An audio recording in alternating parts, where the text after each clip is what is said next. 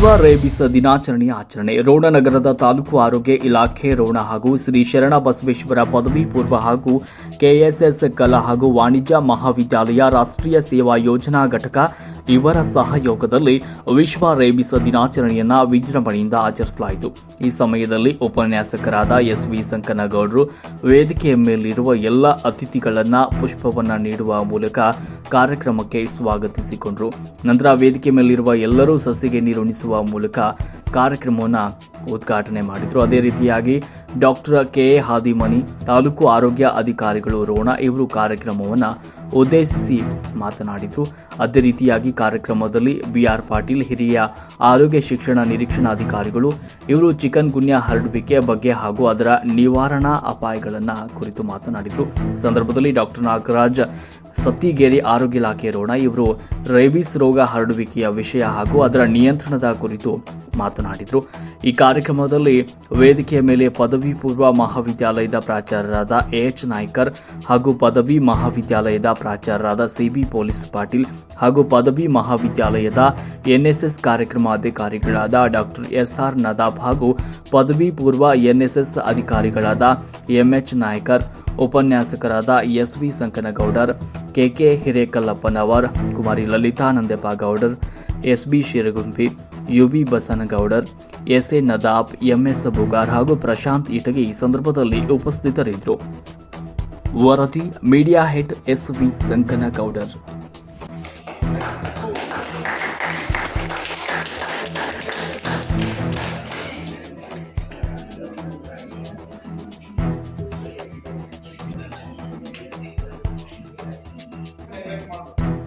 ಯಾಕಾಗಿ ಹೇಳ್ತೀವಿ ಅಂತಂದ್ರ ಪ್ರತಿ 30 ನಿಮಿಷಕ್ಕೆ ಒಬ್ಬ ಮನುಷ್ಯ ನಾಯಿ ಕರ್ತಕ್ಕೊಳಗಾಗಿ ಸಾಯ್ತಾನೆ. ಅರ್ಥಾಯ್ತಾ?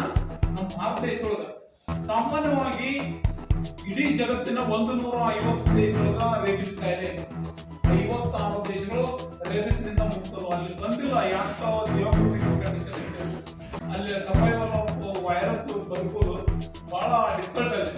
ನಮ್ಮ ಇಂಡಿಯಾದಾಗ ಏನೋ ಕೆಲವು ಲಕ್ಷ ದ್ವೀಪಗಳು ಅದಾವಲ್ಲ, ಐಸ್ಲ್ಯಾಂಡ್ಸ್ ಅದಾವಲ್ಲ, ಅಲ್ಲಿಲ್ಲ ಅಲ್ಲಿ. ಬಟ್ ನಮ್ಮ ಇಂಡಿಯಾದವನ್ನ ಕೆಲವು ಏನಂತ ಬಿಸಿಲು ಪ್ರದೇಶ ಜಾಸ್ತಿ ಇರ್ತಕ್ಕಂಥ ಪ್ರದೇಶದಲ್ಲಿ ಇದು ಜಾಸ್ತಿ. ಹಂಗಂದ್ರ ಯಾಕಾಗಿ ಇದನ್ನ ಮಾತಾಡಬೇಕು ಅಂತಂದ್ರೆ ನಮ್ಮ ಏಷ್ಯಾ ಮತ್ತು ದಕ್ಷಿಣ ಆಫ್ರಿಕಾ ದೇಶಗಳಲ್ಲಿ ಇವುಗಳ ಬಗ್ಗೆ ನಾಯಿ ಜೊತೆಗೆ ಅಥವಾ ಸಾಕು ಪ್ರಾಣಿಗಳ ಜೊತೆಗೆ ನಮ್ಮ ಒಡನಾಟ ಜಾಸ್ತಿ ಏನು ಗೊತ್ತಿಲ್ಲ. ನಾಯಿ ಸುಮ್ಮನೆ ನಿಮ್ಗೆ ಹೇಳ್ತೀನಿ ನಾನು, ನಿಮ್ಗೊಂದು ಈಗ ಇಂಜುರಿ ಆಗೈತಿ ಕೈಯೊಳಗ, ನಿಮ್ಮ ಬೆಕ್ಕ ಏನ್ ಮಾಡ್ತಂತಂದ್ರೆ ನೀವು ಸಾಕಿರ್ತೀರಿ ಮನೆಯೊಳಗೆ, ಪ್ರೀತಿಗಾಗಿ ಅದು ಏನಂತ ಲಿಕ್ ಮಾಡುತ್ತೆ, ನೆಕ್ಕತ್ತದ ಕೈನ, ಅಲ್ಲೇ ಸ್ಕಿನ್ ಓಪನ್ ಆಗಿತ್ತಂತೆ ಕಚ್ಚಿಲ್ಲ ನಿಮ್ಗ.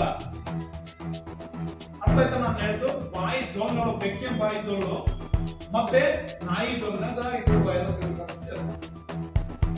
ಸಾಮಾನ್ಯವಾಗಿ ಒಂದು ವರ್ಷಕ್ಕೆ ನಾನು ಹೇಳ್ತಾರೆ 20,000 ಜನ ಇದಕ್ಕೆ ಅಂತಂದ್ರೆ ಸಾಯ್ತಾರೆ. ಮನುಷ್ಯರು ಎಷ್ಟದ ನಾಯಿ ರೇಷಿಯೋ ಎಷ್ಟೈತೆ ಅಂತಂದ್ರೆ 1:36 ಅಂತ ಹೇಳಿ, ಅಂದ್ರ 36 ಜನ ಜನವಸತಿ ಪ್ರದೇಶಗಳು ಒಂದು ನಾಯಿ ಇರ್ತಾರೆ ಅಂತ ಡೆನ್ಸಿಟಿ ಅಷ್ಟೊಂದೈತಿ. ಅದ್ರ ಸಲುವಾಗಿ ಒಂದಿಷ್ಟು ನಾವು ಏನಂತಂದ್ರೆ ಎಚ್ಚರದಿಂದ ಇರಬೇಕು. ನಾಯಿ ಕಚ್ಚಲಿ ಅಥವಾ ನೆಕ್ಲಿ ನಿಮಗ ಗಾಯ ಆಗಿದ್ದು ಕಂಡೀಷನ್ ಇತ್ತು ಅಂತಂದ್ರ ಸಣ್ಣದ ಏನಂತಂದ್ರೆ ಇಲ್ಲಿ ಎಲ್ಲ ಈ ಉಗುರು ಕಣ್ಣೊಳಗೆ ಚರ್ಮ ಇದ್ದಿರ್ತಾವ, ಅಲ್ಲಿ ಗಾಯ ಇರುತ್ತೆ, ನಿಮ್ಗೆ ಗೊತ್ತಾಗೋದಿಲ್ಲ. ಅಲ್ಲೇನೋ ನಾಯಿ ಜೊಲ್ಲಲ್ಲಿ ಸೇರ್ತಂತಂದ್ರ ಸಾಧ್ಯತೆ ಇರುತ್ತೆ. ಅದಕ್ಕೆ ನಾವು ಪೋಸ್ಟ್ ಎಕ್ಸ್ಪೋಸರ್ PEP ಅಂತ ಹೇಳ್ತೀವಿ, ಪ್ರೊಫ್ಲಾಕ್ಸಿಸ್ ಅಂತ ಹೇಳಿ, ಪೋಸ್ಟ್ ಎಕ್ಸ್ಪೋಸರ್ ಪ್ರೊಫ್ಲಾಕ್ಸಿಸ್. ದಯಮಾಡಿ ನಿಮ್ಗೆ ಏನಿಲ್ಲ, ಸಿಂಗಲ್ ಡೋಸ್ ನೀವು ಏನಂತಂದ್ರೆ ವ್ಯಾಕ್ಸಿನ್ ಹೆಬ್ಬಳ್ಳಿಗೆ ಸ್ವಲ್ಪ ಜಸ್ಟ್ ಒಂದು ಸಣ್ಣ ಗಾಯ ಮಾಡಿದೆ ಅಷ್ಟೇ, ಭಾಳ ಕಳೆದಿಲ್ಲ. ಅದು ಸುಮ್ಮನೆ ಹಿಂಗ ಹಲ್ಲು ಇಟ್ಟದಲ್ಲ, ಜಸ್ಟ್ ನಟ್ಟಿದ್ದಷ್ಟ ಪಂಚರ್ ಆಗಿರ್ತದೆ ಸ್ಕಿನ್. ಆಮೇಲೆ ಒಂದು 4-5 ತಿಂಗಳು ಹೋದ್ಮೇಲೆ ಅವ್ರಿಗೆ ಸಡನ್ ಆಗಿ ಫೀವರ್ ಬಂತು, ಜ್ವರ ಬಂತು ಅವ್ರಿಗೆ. ಆಮೇಲೆ ಹೈಡ್ರೋಫೋಬಿಯಾ ಅಂತಂದ್ರೆ ನೀರು ನೋಡಿದ ತಕ್ಷಣ ಎಲ್ರಿಗೂ ಭಯ ಉಂಟಾಗುತ್ತೆ ಅವ್ರಿಗೆ. 2-3 ದಿನದೊಳಗೆ ಇದು ಆಗಿರೋದು ಘಟನೆ. 3 ತಿಂಗಳಾಗಿದ್ದು ನಾಯಿ ಕಚ್ಚಿರ್ತಾರೆ. ಆ ನಂತರ ಅವ್ರು ಏನಂತಂದ್ರೆ ಹಾಸ್ಪಿಟಲೈಸೇಷನ್ ಮಾಡಿದ್ರು ಎಲ್ಲ SDM ಒಳಗ.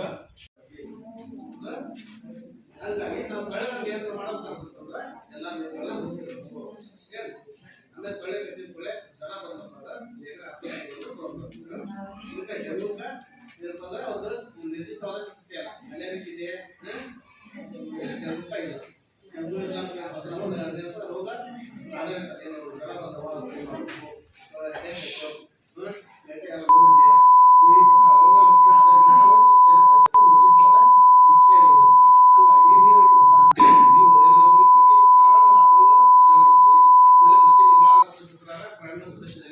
ಆಶಾ ಕಾರ್ಯಕರ್ತರು ಇರ್ತಾರಲ್ಲ ಮನೆಗೆ ಬರ್ತಾರೆ ಕಸ ತಗೊಂಡು ಬರ್ತಾರೆ ಮನೆಗೆ ನೀರೆಲ್ಲ ಕಳೆದವ್ರು ಅಂತ ಮಾಡ್ತಾರೆ ಅವ್ರಿಗೆ ಸಹಕಾರ ನೀಡಿ ಆಮೇಲೆ ಸರ್ವೆ ಮಾಡಕ್ ಬಂದಾಗಿ ನೀರಿಗೆ ಬಂದ ತೋರಿಸಿರಲ್ಲ ಎಲ್ಲ ನೀರುಗಳನ್ನು ನಾವು ಮುಚ್ಚಿರ್ಬೇಕು ಕುಡಿ ನೀರು ಹೆಂಗ್ ಮುಚ್ಚಿರ್ತೀವಲ್ಲ ಹೊಸ ನೀರನ್ನು ಮುಚ್ಚಿರ್ಬೇಕು ಹೊರಗಡೆ ದನ ಕುಡಿತಾವು ಆಮೇಲೆ ಹೊಗೆ ಆಗಿರ್ರಿ ಹೊರಗಡೆ ಹೋಗ್ಬೋದ್ರೆ ಒಪ್ಪಣ ಆಗಿರ್ರಿ ಅಂತ ಎಲ್ಲ ಬಿಟ್ಟಿರ್ತೀವಿ ಬ್ಯಾಗು ಆಮೇಲೆ ಸಿಮೆಂಟ್ ದೋಣಿ ಆಮೇಲೆ ಕಲ್ಲಿನ ದೋಣಿ ಇರ್ತಾವೆ ಅವನು ಸ್ವಲ್ಪ ಸರಿಯಾಗಿ ಇರ್ತದೆ ನೀವು ಗೊತ್ತಾಗಿ ಏನಿಲ್ಲಪ್ಪ ಅಂದ್ರೆ ಅದನ್ನ ಪಡಿ ಇರ್ತೀವಿ ಎಷ್ಟೋ ಮಂದಿ ಪಡಿಗೆ ಬಂದ್ಬಿಡ್ತ ಆ ಪಡಿ ಒಳಗೆ ಪಡಿ ಒಂದು ಪಡಿ ನಡೆಗೆ ಗ್ಯಾಸ್ ಅದ ತೊಳೆ ಕೇಳಿ ಬೇಕು ಜಾಗ ಸ್ವಲ್ಪ ಮಾಡಿರ್ತಾರೆ ಜಾಗ ಸಾಕು ಅಲ್ಲಿ ತೊಳಿ ಗೊತ್ತಿರ್ತದೆ ಮತ್ತೆ ನೆರವೇರ್ತದೆ ಆಮೇಲೆ ನಾವು ಸರಿಯಾಗಿ ಪದಾಗಿ ಇರ್ತಾರೆ ಎಲ್ಲರೂ ಗಟ್ರ ನೋಡ್ರಿ ಗಟ್ರ ತಿನ್ಬೇಕ್ರಿ ಅದನ್ನ ಮಾಡಿ ತಿಂತಾರೆ ಆದ್ರೆ ಗಟ್ಟದಾಗ ಬೀಳಿರ್ತವೆ ಅವಲ್ಲ ನಮ್ದು ಸಸಿ ನೆಲದ ಬೆಳೆಯೋದು ಗಟ್ರ ಬೀಳಿರ್ತವು ಆನೆಕಾಲದ ಹಾಡುವಂತ ಬೆಳೆಗಳು ವಿಲೇಖ ಬೆಳೆಗಳು ಅಲ್ಲಿ ಮಾತ್ರ ಗಟ್ಟದಲ್ಲಿ ಬೆಳೆಯುತ್ತಾರೆ ಇನ್ನ ಮಲೇರಿಯಾ ಮತ್ತು ಚಿಕನ್ಗುನ್ಯಾ ಕೆಂಪದಲ್ಲ ಇವು ಸಚ್ಚಿ ನೀರಾಗ ಬೇಕು ಇವು ಮಳೆಯೊತ್ತಿಗೆ ಬೆಳೀತಾರೆ ಇದಿಷ್ಟು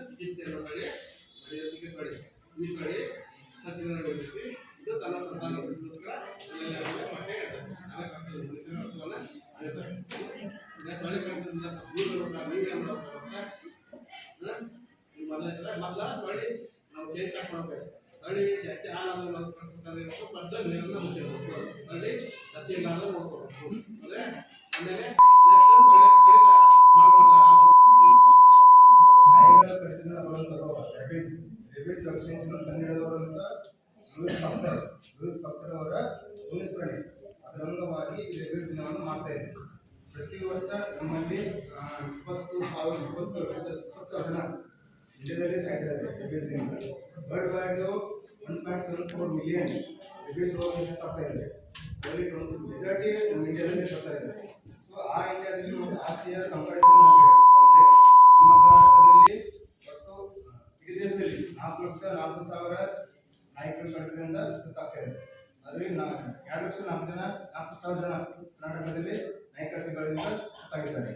ಇದು ಪ್ರತಿ 30 ನಿಮಿಷಕ್ಕೊಮ್ಮೆ ಒಂದು ನಾಯಿ ಕಡಿತದಿಂದ ಸಾಯ್ತದೆ ಹಾಗೂ 2 ಸೆಕೆಂಡ್ಗೊಮ್ಮೆ ಒಂದೊಂದು ನಾಯಿ ಕಡಿತದಿಂದ ಪ್ರತಿಯೊಬ್ಬರು ಒಂದು ಮನುಷ್ಯ ಕಡಿತಾ ಇದೆ. ಸೊ ಇದಕ್ಕೆ ಪರ್ಟಿಕ್ಯುಲರ್ ಟ್ರೀಟ್ಮೆಂಟ್ ಇಲ್ಲ, ಅಂದರೆ ಅದರದ ಮೇಲೆ ಸಿವಿಟಿ ಆದಮೇಲೆ ಯಾವ ಥರ ಟ್ರೀಟ್ಮೆಂಟ್ ಇಲ್ಲ, ಪಕ್ಕ 100% ಸಾವು ಖಚಿತ. ಅದಕ್ಕೆ ಅದು ಬರೋಕ್ಕಿಂತ ಮುಂಚೆ ಕಾರಣ ಅದು ನಮಗೆ ಟ್ರೀಟ್ಮೆಂಟ್ ಇದೆ. ಪೋಸ್ಟ್ ಅಂದರೆ ಯಾವ ರೀತಿ ಅಂದರೆ ಇವಾಗ ಬಂತಲ್ಲ ನಾಯಿ ಯಾವ ರೀತಿ ಕಡಿದ ತಕ್ಷಣ ಇದಾಗುತ್ತೆ. ಬಟ್ ಯಾವ ಥರ ಮುಟ್ಟೋದ್ರಿಂದ ಅದಕ್ಕೆ ಜ್ವರ ಸೋರ್ಸ್ಗಳಿಂದ ಬರುತ್ತದೆ. ಅವು ಪರ್ಟಿಕ್ಯುಲರ್ ಟ್ರೀಟ್ಮೆಂಟ್ ಅಂದರೆ ಇವಾಗ ನಾಯಿ ಕಡಿದ ತಕ್ಷಣ ಇಮಿಡಿಯೇಟ್ ನಾವು 15 ನಿಮಿಷ ಅದನ್ನು ಗಾಯನ ಸ್ವಚ್ಛ ತೊಳಿಬೇಕು. ಅಥವಾ ನೀವು ಯಾವುದೇ ಥರ ಕಾಫಿ ಪುಡಿ ಹೇಳಿದ್ರಲ್ಲ ಸರ್, ಮತ್ತು ಯಾವ ಥರ ಸುಮ್ಮನೆ ಅದು ಯಾವ ಥರ ಹಚ್ಚೋಂಗಿಲ್ಲ. ಅದು ಹಚ್ಚೋದ್ರಿಂದ ಏನಾಗುತ್ತೆ, ಇನ್ಫೆಕ್ಷನ್ ಜಾಸ್ತಿ ಆಗುತ್ತೆ. ಸೊ ಮತ್ತು ಯಾವುದೇ ಥರ ನಾಟಿ ಮದ್ದಿನ ಔಷಧಿನ ಹೋಗಬಾರ್ದು ಇಮಿಡಿಯೇಟ್.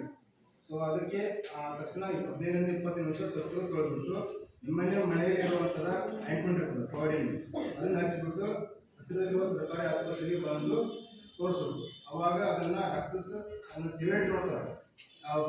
ನಾಯಿ ಕಡಿತ ರಾಷ್ಟ್ರೀಯ ಸೇವಾ ಯೋಜನಾ ಘಟಕದ ಅಡಿಯೊಳಗ ಇವತ್ತಿನ ದಿನ ವಿಶ್ವ ರೇಬಿಸ್ ದಿನಾಚರಣೆ ಒಂದು ಕಾರ್ಯಕ್ರಮವನ್ನ